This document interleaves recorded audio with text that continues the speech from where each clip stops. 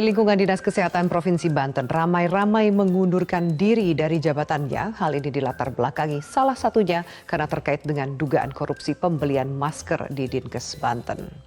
Para pegawai Dinkes Banten beramai-ramai mengundurkan diri yang disampaikan secara tertulis dalam surat kepada Gubernur dan Wakil Gubernur Banten. Assalamualaikum warahmatullahi wabarakatuh. Perkenalkan, kami dari kelompok 2 Latsar Angkatan 29 Provinsi Banten. Nama saya Eka Restiana Adiningsih, calon nutrisionis Puskesmas Karawaci Baru. Di video kali ini kami akan membahas analisis tentang fenomena pemunduran diri 20 orang pejabat di Dinas Kesehatan Provinsi Banten. Fenomena tersebut akan kami analisis dari sisi manajemen ASN, pelayanan publik, dan whole of government. Yang pertama akan kita bahas dari segi manajemen ASN. Manajemen ASN merupakan pengelolaan ASN untuk menghasilkan ASN yang profesional, beretika, dan bersih dari KKN. Dilihat dari sisi manajemennya, dapat kita lihat bahwa pemunduran diri tersebut tidak sesuai dengan prinsip manajemen ASN, yaitu profesionalitas. Dari sisi manajemen ASN, pemunduran diri tersebut menunjukkan sifat ASN yang tidak profesional. Meskipun seorang ASN memiliki hak untuk memundurkan diri, namun pemunduran diri yang tiba-tiba menunjukkan ASN tersebut tidak profesional dalam bekerja. Pemunduran diri secara tiba-tiba juga melanggar peran ASN sebagai pelayan publik. Sebagai pelayan publik, khususnya di masa pandemi, tentu saja ASN di bidang kesehatan sangat diperlukan tenaganya untuk mengatasi pandemi ini. Assalamualaikum warahmatullahi wabarakatuh. Perkenalkan, saya Sri Wahyuni, anggota kelompok 2, Angkatan 29. Di sini saya akan melakukan analisis terkait kasus pengunduran diri 20 ASN dari Dinas Kesehatan Provinsi Banten berdasarkan manajemen ASN terkait dengan kewajiban, pelayanan publik, dan pengelolaan ASN.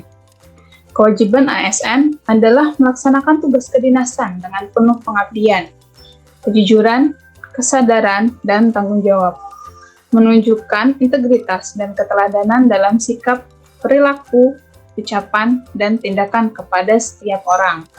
Dari kewajiban-kewajiban tersebut, dapat kita ketahui bahwa kewajiban yang seharusnya terlaksana menjadi terabaikan.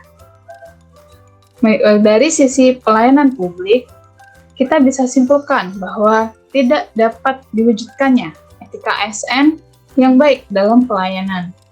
Seorang ASN hendaknya melaksanakan tugasnya dengan jujur, bertanggung jawab, dan berintegritas tinggi. Menjaga agar tidak terjadi konflik kepentingan dalam melaksanakan tugasnya. Memegang teguh nilai-nilai dasar ASN. Terkait pengelolaan ASN, pengunduran diri serentak yang dilakukan oleh 20 ASN ini seharusnya tidak terjadi. Karena pada hakikatnya, pengunduran diri dilakukan oleh perseorangan, bukan dilakukan secara massal. Assalamualaikum warahmatullahi wabarakatuh. Perkenalkan, nama saya Safarina Nurwahidah, peserta Latsar CPNS Kota Tangerang, Angkatan 29 Kelompok 2. Kami akan menganalisis terkait berita pada bulan Juni 2021 terkait pengunduran diri 20 pejabat struktural yang terjadi di Dinas Kesehatan Banten ditinjau dari aspek pelayan publik. Menurut Undang-Undang Nomor 25 Tahun 2009, pelayan publik adalah kegiatan dalam rangka pemenuhan kebutuhan pelayanan sesuai dengan peraturan perundang-undangan bagi setiap warga negara dan penduduk atas barang, jasa, serta administrasi yang disediakan oleh pelayan publik. Sebagai fungsi ASN pada Undang-Undang Nomor 5 Tahun 2014, yaitu sebagai pelaksana kebijakan, pelayan publik, perekat, dan pemersatu bangsa, maka seharusnya dapat menjalankan fungsinya dengan baik dan maksimal. Apalagi ketika bulan Juni kemarin angka COVID sedang tinggi tingginya. Sangat disayangkan ketika seharusnya seorang ASN dapat berkontribusi lebih dalam penanganan pandemi, justru berbondong-bondong mengundurkan diri dan melepaskan dirinya dari tanggung jawab untuk melayani. Kedepannya diharapkan ketika nanti kami menjadi ASN untuk lebih bertanggung jawab dengan meningkatkan pelayanan publik dengan lebih bijak, baik, dan maksimal. Terima kasih. Selamat pagi, salam sejahtera. Perkenalkan saya Antonius dari kelompok 2 angkatan 29. Seperti kita ketahui, berita pengunduran diri 20 pejabat Dinkes ini cukup mengherankan karena di saat yang sama Indonesia sedang mengalami lonjakan kasus COVID-19 utamanya di Banten, sehingga peran Dinkes setempat sangat diperlukan untuk menurunkan angka kasus COVID-19. Di sini saya akan mengaitkan pengunduran diri 20 pejabat Dinkes ini ke dalam aspek whole of government atau WOG.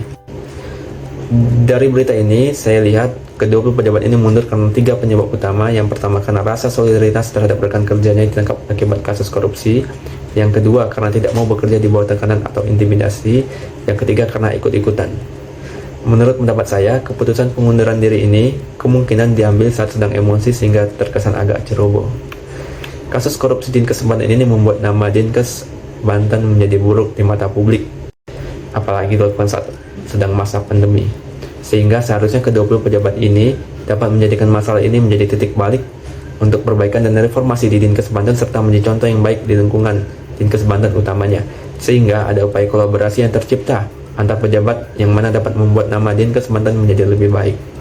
Nah, ke-20 pejabat ini seharusnya menjadi motor penggerak persatuan dan kesatuan, bukan malah sebaliknya mementingkan ego pribadi dan menjadi contoh yang buruk dalam mendorong disintegrasi bangsa. Ya, demikian analisis dari kami berempat.